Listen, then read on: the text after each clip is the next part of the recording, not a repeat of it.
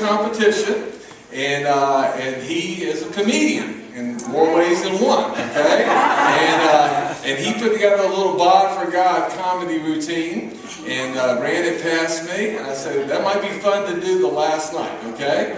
So you're here for the first ever, okay? So let's welcome Chris as he comes.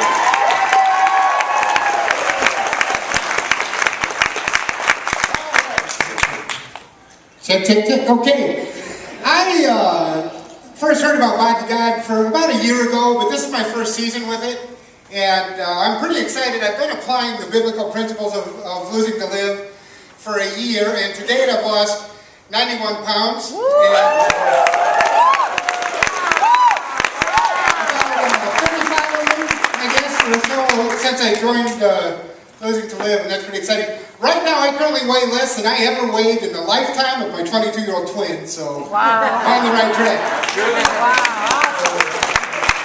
One thing though, I have no idea why I at one time ballooned up to 450 pounds. I know how, but if you ask me why, I couldn't tell you, nothing, not a zilch. I don't have a clue. I just wasn't paying attention, okay? And it's amazing. And I think maybe something of it has to do with the fact that when I was growing up, food was a real big deal in my family, and it still is. I went home for the holidays at Christmas time, and we're all gathered around the holiday table with all the favorite foods on the table, right? And as dinner was winding down, my mother says to me, like she did 1,000 times when I was growing up, make sure you finish your plate because there's starving kids in the world. I suppose, because that was about the middle of my diet, and I didn't have all the favorite things off the table that I wanted, and I wasn't having the portions that I would have liked, so I kind of snapped. And I said, Mom, if you'd look at me, I think you could see I'm doing my part. Matter of fact, Mom, when it comes to cleaning plates, I'm quite a humanitarian.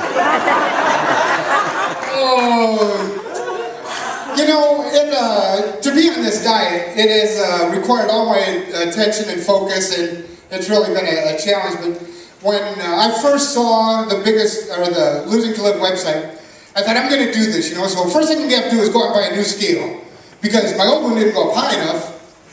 And also, it was getting kind of hard to read, you know what I mean? So I went to the store and they had these talking scales. I just loved that. So, man, I just grabbed the first one off the shelf and I headed for home. I'm setting it up in my bathroom, and I bought the wrong one. The one I got doesn't speak English, and I know that. Because when I jumped up on it, it said, "Ay, caramba."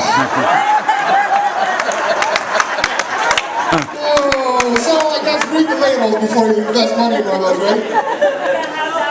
But this diet has required all of my attention and all of my focus, because temptation, even a year into it, is still grabbing hold of me. The other night, the family had gone to bed, and this idea of a bowl of ice cream kind of creeping into the back of my mind. I'm arguing with myself. I'm saying, you worked out hard today, Chris. You deserve that ice cream. Then I started rationalizing, well, maybe just a little bit. And I'm still rationalizing. And I'm winning the fight, I think it is, well, maybe just a spoonful. Finally, I said, maybe I could just lick the lid, I had to get mad at myself going, I said, no, you can't do that. That's how you got to be this way, right? But the addicted mind is a very clever thing, because I knew I couldn't have the ice cream fish. I think about this lonely chicken breast that's sitting there in the fridge left over from dinner. Went through all those arguments again, and then I said, no, you can't be eating a full chicken dinner at 11 o'clock at night. But as anybody knows that's ever been on a diet, once you start thinking about eating something, you're on a slippery slope, right? I got all the way to the point where I was considering the lonely celery in the crisper. And I said no, because celery tastes like poop. Oh, that's true. Not only did I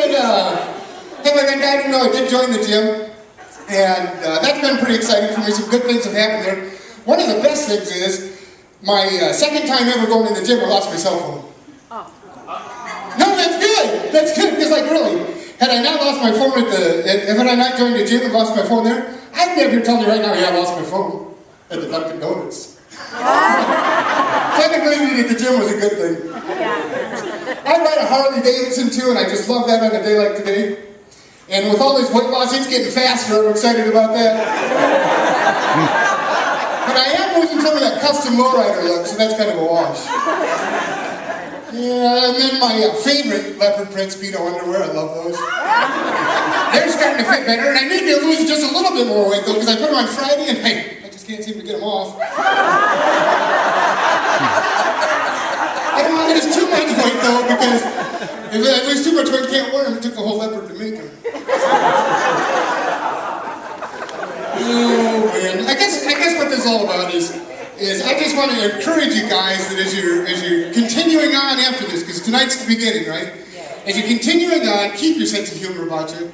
That's going to get you a long way. 1 Corinthians 10:13 says that not to worry, you will not be faced with temptations that others face, right? And God is faithful. Yes. So God is not going to let you face a temptation that He doesn't equip you to handle. And that has done me such wonders in this program. I've lost way over a third of my weight over the whole year in just the last 12 weeks. So I want to thank God for two things. One, for giving me a heart to seek being closer to Him. And also for this program. You know, this program has been a wonderful thing, and I can't wait to re-up and do it again. And so my team leaders, awesome avocados, everyone.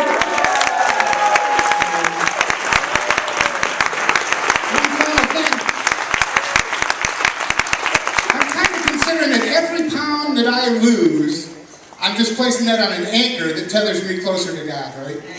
So that's what I'm doing. I want to thank you all. God bless you, and be good to each other, all right?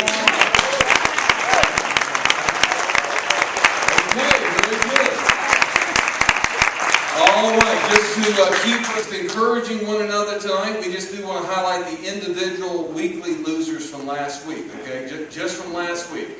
Top 3 from last week. Patricia Romario. Yeah.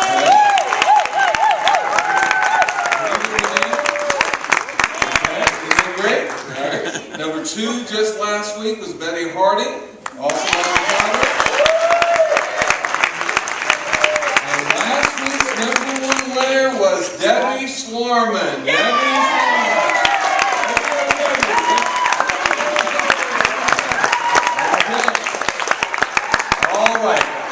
Okay, then what we're going to do is we're going to call out each team, and we have our faithful